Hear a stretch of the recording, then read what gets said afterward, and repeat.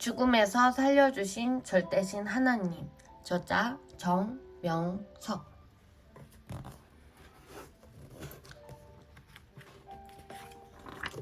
24번째 사연. 크레인이 들어올린 33톤 바위가 떨어진 이야기. 두 팀으로 나눠서 돌 작업을 하고 있었다. 월명동 자연성전에서 앞산 돌 조경을 처음으로 쌓을 때였다. 나는 그날 앞산 야심작 중간 부분에서 포크레인으로 돌을 쌓고 있었다. 그리고 돌 작업을 하는 다른 한 조는 서쪽으로 50m 떨어진 곳 잔디밭 하단부에서 일하고 있었다. 그들은 33톤 바위 작품을 운동장 바닥에 흙을 쌓아 털을 높인 후 그 위에 올려놓으려고 흙을 2차 실어와서 작업을 하고 있었다. 나와 몇 사람이 야심작 자리에서 돌을 쌓는 동안 얼마의 시간이 흘렀다. 그때 50m 떨어진 곳을 쳐다보니 아직도 흙을 고르는 작업을 하고 있었다. 15명이나 되는 많은 사람들이 일을 하러 갔는데 너무 느리게 하고 있네. 저들이 빨리 하고 와야 나와 같이 이곳에서 일을 할 수 있는데 아직도 안 끝났네? 했다. 정말 너무 늦게 한다고. 빨리 하라고 소리를 지르고 싶었는데 또 돌 작업을 너무 빨리 하다 보면 위험할 수 있으니 소리를 지르려다 참았다. 그리고 10여 분간 나는 다른 사람들과 함께 일을 계속했다. 충격적인 음성이 들렸다. 저기 가 봐라. 그때 나는 포크레인으로 돌을 들고 야심작 자리에서 놓을 위치에다 손짓하며 서서히 옮기고 있었다. 이 순간 충격적인 음성이 크게 들렸다. 저기 가봐라 하는 음성이었다. 어딘가 하고 쳐다보니 사람들이 일하는 쪽이 보였다. 33톤 돌을 놓는 지역이었다. 거기밖에 가볼 곳이 없었다. 하나님의 음성이 들린 것이기에 내가 놓으려던 돌은 쳐다도 안 보고 50m나 떨어진 곳으로 정신없이 뛰어내려갔다. 가보니 크레인으로 33톤 돌을 들어 올려서 돌은 7, 8m 위에 떠있고 그 밑에는 6명, 7명이 들어가 거기 쌓여있는 흙을 높이 끌어모으며 고르고 있었다. 그때 나는 그들이 일하는 곳에 도착하자마자 천둥 번개치듯 소리를 지르며 이때까지 뭐들 하는 거야? 나와봐! 하고 고함쳤다. 선생이 와서 소리를 지르니 모두 놀라서 순식간에 33톤 돌 아래에서 뛰쳐나왔다. 이때 위에서 크레인이 들고 있던 33톤 돌이 순간 떨어졌다. 와이어 줄이 끊어지는 소리도 없이 스르륵 풀리며 떨어진 것이었다. 그 돌이 떨어지는 바람에 지진이 난 듯 쿵 하는 소리가 땅을 울렸다. 33톤이라 어마어마하게 큰 돌이었다. 널쩍한 돌이라 면적이 넓었다. 작업하는 사람들은 흙을 쌓아놓고 그 위에다 이 돌을 얹으려고 7, 8m 공중에 떠있는 돌 밑에 들어가서 삽과 괭이를 들고 흙을 가운데로 모으고 있었던 것이다. 하나님은 내 입을 통해 모두 돌 밑에서 나오게 소리를 지른 것이었다. 7, 8m나 되는 높이에서 돌이 떨어지니 바람이 섬뜩하게 스쳤다. 나는 주변을 둘러봤다.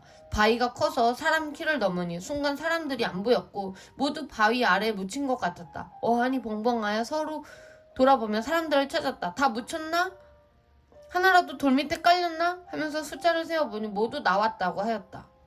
선생 동생인 범석 목사도 거기서 같이 일하고 있었는데 순간 안 보였다.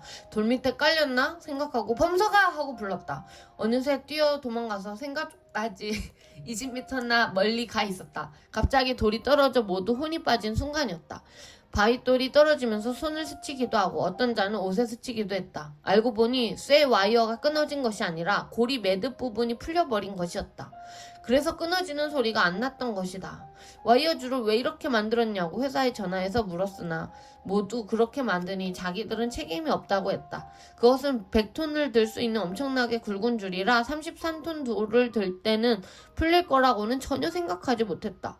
공장에서 와이어를 길게 겹쳐서 꼬아 만들어야 되는데 재료 아끼려고 짧게 겹쳐서 만들어 매듭 부분이 풀리는 문제가 생긴 것이다.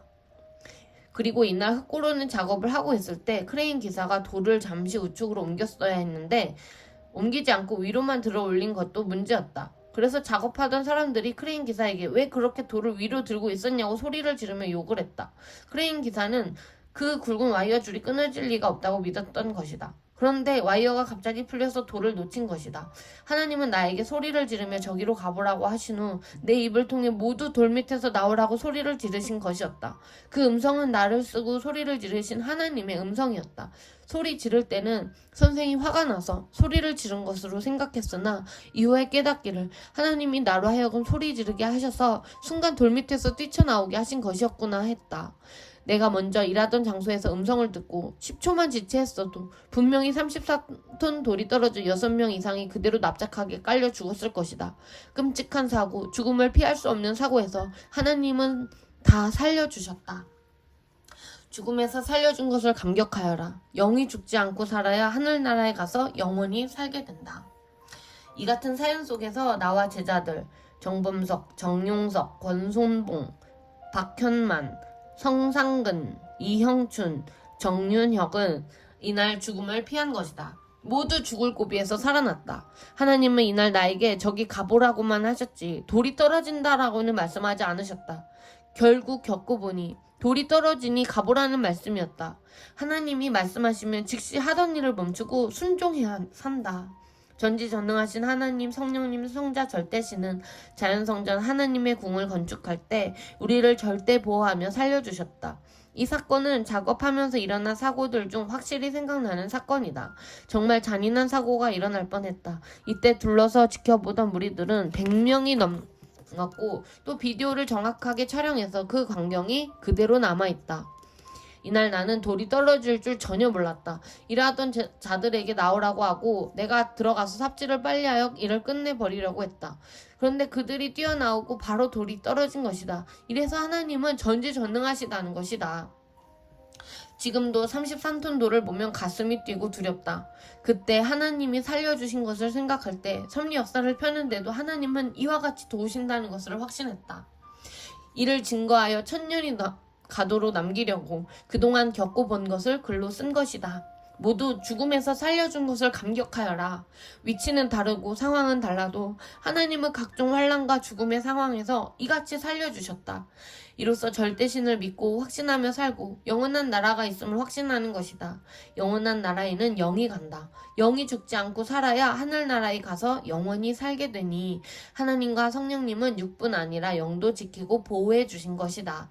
자기 영을 사망에서 이끌어내어 살려주신 것이 얼마나 큰 은혜인지 모두 깨달아야 된다. 33톤 돌은 거기서 옮겨 지금은 성령폭포 쪽 운동장 입구에 놓았다. 다시 옮기지 못하게 놓아버렸다. 이 돌은 예수님의 생애 33세를 상징하는 돌로 33톤 바위라 칭하는 돌이다. 돌이 널쩍하여 위에 올라가면 10명이 앉을 수가 있다.